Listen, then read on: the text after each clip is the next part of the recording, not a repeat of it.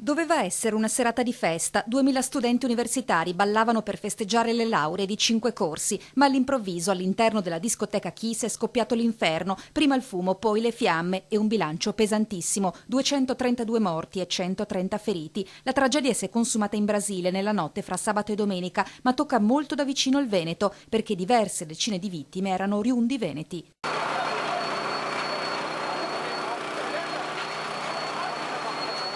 Gli avi di questi ragazzi emigrarono nel Rio Grande do Sul e per questo molti di questi giovani hanno o avevano la doppia cittadinanza. Così in queste ore il dramma di Santa Maria sta tenendo in apprensione anche la nostra regione.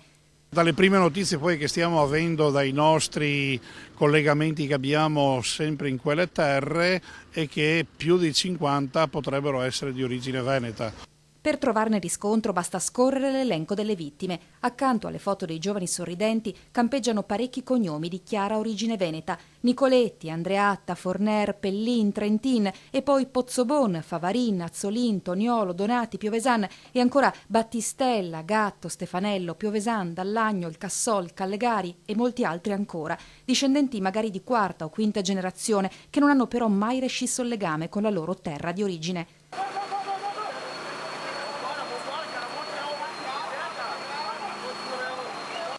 Mobilitate le associazioni degli emigranti, a cominciare dai trevisani nel mondo. Da Santa Lucia di Piave Don Noetta Mai ha inviato un'email di cordoglio all'arcivescovo metropolitano Don Helio Robert e una lettera di vicinanza è stata spedita da Treviso anche a Leonor Maria Noal, referente dell'organizzazione a Santa Maria e lei stessa zia di 2 ragazzi rimasti feriti. Sotto accusa lo spettacolo pirotecnico e le condizioni di sicurezza, arrestati il proprietario del locale e 2 musicisti. La Regione intende al più presto, ovviamente, appena sapremo sia i numeri ma soprattutto sia i nomi delle persone, in qualche modo essere vicina e senz'altro partecipare a questo lutto e a questo dolore.